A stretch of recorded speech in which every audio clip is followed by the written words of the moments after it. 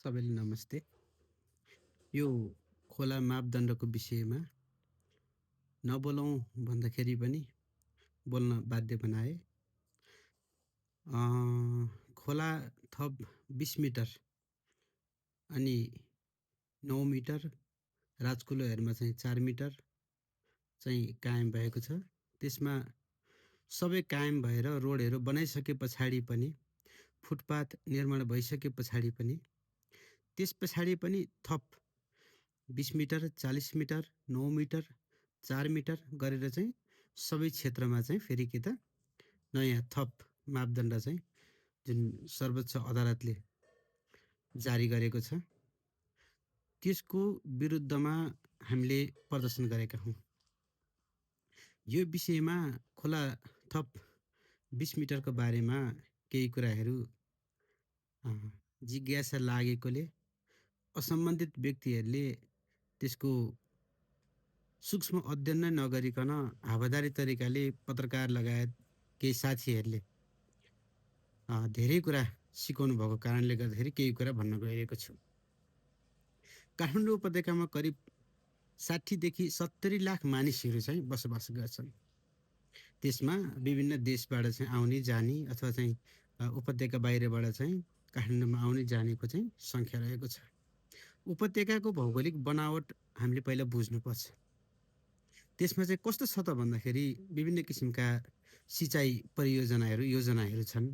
खाल्डाखुल्ली छ, खहरे छ, खोल्सा छ, भन्ज्याङ चौतारी नहरहरू छन्, नदीहरू छन्, खोला छन्, कुलोहरू छन् अनि राजकुलोहरू पनि त्यहीभित्र छन्।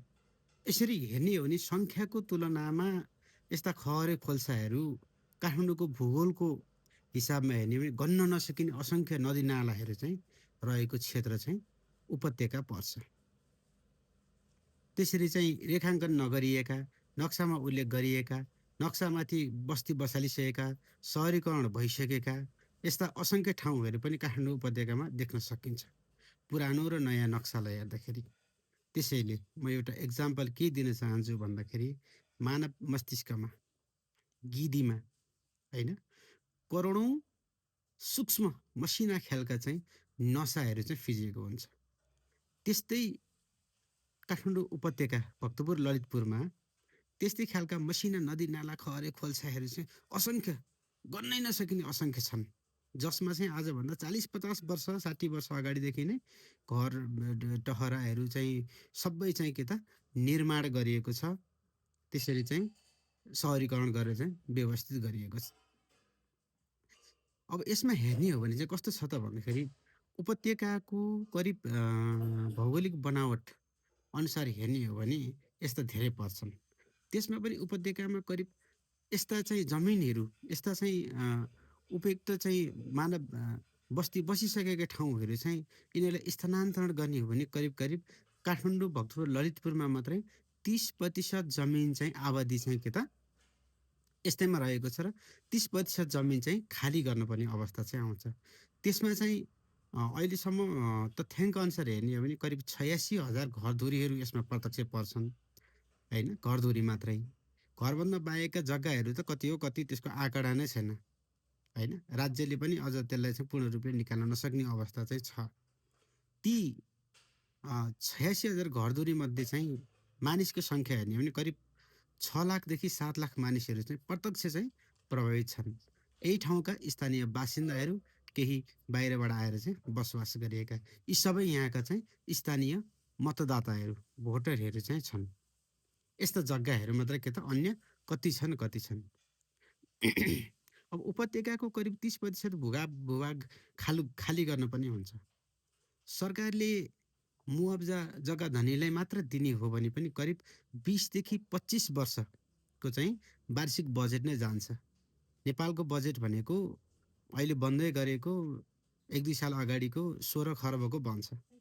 त्यो 16 खर्बको चाहिँ तुलना गर्ने हो भने करिब 20 देखि 25 वर्षको वार्षिक बजेट चाहिँ के त मुआब्जा बाँडेर नै जान्छ। विकास निर्माण कहाँ र गर्ने, तलब चाहिँ सरकारी उल्लेख कहाँ गर्ने, अनि त्यस पछाडि यो सिपमूलकदेखि लिएर चाहिँ राज्यको चाहिँ सम्पूर्ण प्रशासन कसरी चलाउने, त्यो सरकारले चाहिँ सोच्नुपर्ने कुरा चाहिँ हो। यसरी यो सबै भत्काउने 86 घरहरू र सबै संरचना भत्काएर बनाउने हो भने राज्यलाई करिब भत्काउन मात्र 10 वर्ष लाग्छ। डाँडा काँडा अग्ला अग्ला पहाडहरूबाट चाहिँ बगेका झरना छाँगा खोला खहरे खोल्साहरू चाहिँ अझ ठाडो भिरमा 30 डिग्री 40 डिग्रीभन्दा माथि मोटर बाटो नै जाँदैन। त्यस्तोमा बाटो बनायो भने चाहिँ के त पहिरो जाने जोखिम हुन्छ। त्यस्तोमा चाहिँ बस्ती खाली गराएर चाहिँ विकास निर्माण गर्नु चाहिँ एकदम असम्भवको कुरा हो।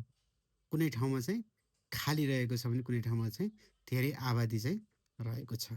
अनि यो निर्माण गर्नको लागि सरकारसँग कुनै हालतमा पनि सम्भव छैन, त्यो असम्भव हुन जान्छ। राज्यको आर्थिक हिसाबमा चाहिँ हेर्ने हो भने हाम्रो देश एकदमै कमजोर छ र त्यो राज्यले त्यत्रो पैसा लगानी गर्न पनि सक्दैन र त्यो सम्भव पनि छैन र राज्यसँग त्यत्रो स्रोत र साधन पनि छैन, त्यो किसिमको प्रविधि पनि छैन। त्यसैले जनताको आकाङ्क्षा चाहिँ ठुलो छ, जसमा चाहिँ सबै पुरा गर्न चाहिँ के त युरोप अमेरिकाका ठुला ठुला देशहरू पनि लागि परेका छन्, तर पनि त्यहाँ चाहिँ समस्या जिउको तिउँ छ। कतिपय जनताको समस्या चाहिँ समाधान त्यहाँ भइरहेको हामी देख्न पाउँदैनौँ। समस्या सधैँ गम्भीर भएर गइरहेको हुन्छ। जति विकास निर्माण हुँदै गयो अथवा चाहिँ जनताको इच्छा आकाङ्क्षाहरू बढ्दै जान्छन्, ती पुरा गर्न सरकार चाहिँ असक्षम नै रहेको छ। त्यो कारणले गर्दाखेरि चाहिँ के त सबै कुरा राज्यले गर्नको लागि सम्भावना छैन।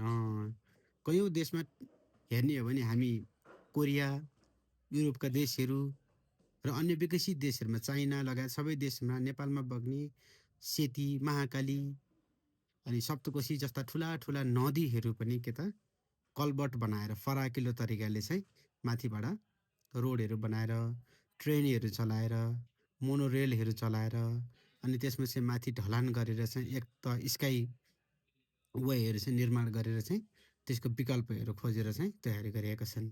राज्यले मुआवजा दिनुभन्दा चाहिँ त्यसरी विकल्प गरेर चाहिँ निकास दिएर चाहिँ बाटो प्रविधि अनि विकास निर्माण गऱ्यो भने चाहिँ अझ सस्तो पर्न जान्छ। यसरी हेर्ने हो भने बाटो हामीले हेर्ने हो भने मैले देखेको चाहिँ 3 प्रकारको छ मूलमा चाहिँ।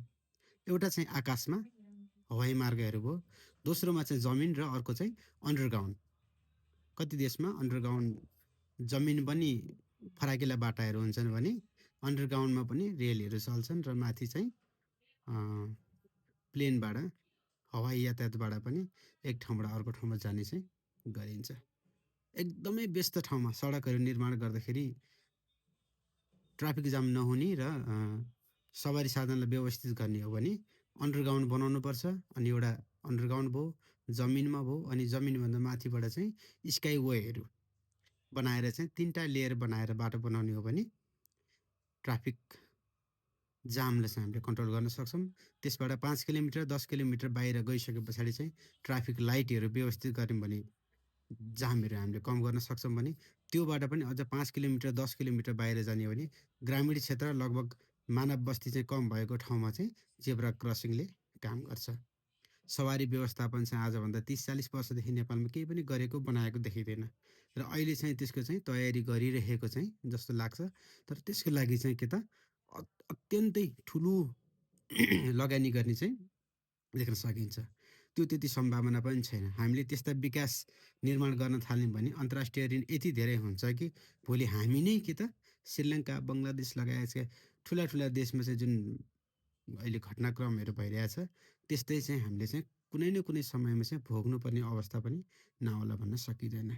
त्यो कारणले गर्दाखेरि चाहिँ के त हामीले थाहा छ यो विषयमा थप 20 मिटर यो खोला नाला बाटो खहरे खोल्साहरूको मापदण्डको विषयमा कतिपय मान्छेहरू जानकार छन्। पत्रकारहरूले प्रश्न सोद्धाखेरि पनि यहाँ नदी नाला बाढी पहिरो यताउति आउँछ।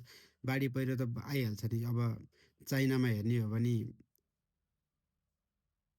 के भयो होइन, अमेरिकाको फ्लोरिडा लगायत चाहिँ समुद्री तटहरूमा भएका चाहिँ ठुला ठुला बस्तीहरूमा चाहिँ वर्षेनी त्यहाँ पनि हजारौँ मानिसहरू चाहिँ मरिरहेका देखिन्छ होइन। अब त्यो भनेर बस्ती खाली गराएर के अरे सबै जमिनहरूमा चाहिँ सबै खाली ठाउँ गराएर चाहिँ मान्छे चाहिँ कहाँ बस्ने त फेरि। विकास मात्र गरेर विकासलाई प्रयोग गर्ने, जनताको लागि गरिने विकास होइन, जनताले प्रयोग गर्न नपाउने र जनता नै नहुने हो भने चाहिँ होइन विकास चाहिँ के को लागि। देश रित्तो हुन्छ, त्यसले उपभोग गर्ने चाहिँ मानिसहरू पनि हुनु पर्यो, त्यसको लागि त बनाइने हो। अनि जसको चाहिँ के त जग्गा जमिन त्यसमा चाहिँ पर्छन्। ती मान्छे नै प्रत्यक्ष त्यसको चाहिँ लाभ लिने भएको कारणले गर्दाखेरि चाहिँ के त उनीहरूलाई पनि के त राखेर सल्लाह सुझाव लिएर चाहिँ गर्नुपर्छ। हामीलाई आशा छ सरकारले न्याय दिन्छ यो विषयमा र यदि अन्याय अथवा चाहिँ गैरन्यायिक फैसला चाहिँ यदि राज्यले गर्यो भने चाहिँ के त त्यसको प्रतिकार गर्नको लागि चाहिँ हामी तयार रहनुपर्छ र जहाँसम्म लाग्छ राज्यले त्यो गर्दैन। त्यसरी गर्यो भने चाहिँ के त देश चाहिँ सुल्टो होइन उल्टो दिशामा घुम्छ। र नीति नियम बनाउँदाखेरि पनि कसरी बनाउनु पर्छ भन्दाखेरि चाहिँ यहाँको भूगोल बुझेको मान्छे, इन्जिनियरिङ विदेशबाट लिएर आएर हुन्छ कि अथवा नेपालबाट ल्याएर कसरी चाहिँ गर्न सकिन्छ भनेर चाहिँ गर्ने हो। अब सरकारी जागिर खान्छ सबै उपत्यका बाहिरको मान्छेले, अनि नीति नियम बनाउने बेलामा उनीहरूले चाहिँ के त यहाँको स्थानीयलाई अनि यहाँ चाहिँ बसोबास गर्ने मानिसहरूलाई होइन जनतालाई सोच विचारै नगरिकन विकासको बहानामा चाहिँ विध्वंस गर्न चाहिँ पाइँदैन। यदि त्यो गरियो भने चाहिँ फेरि के त देशमा चाहिँ अर्को चाहिँ रक्तपातको चाहिँ श्रृङ्खला चाहिँ सुरु हुन्छ। त्यो कारणले गर्दाखेरि चाहिँ सबैले यो कुरा बुझ्नु हुनेछ भन्ने कुरा चाहिँ मनन गरौँ भनेर सरकारको ध्यान आकर्षण गर्न चाहन्छु र मैले आफ्नो विचार पनि यसरी प्रस्तुत गर्न चाहन्छु। हस्त धन्यवाद।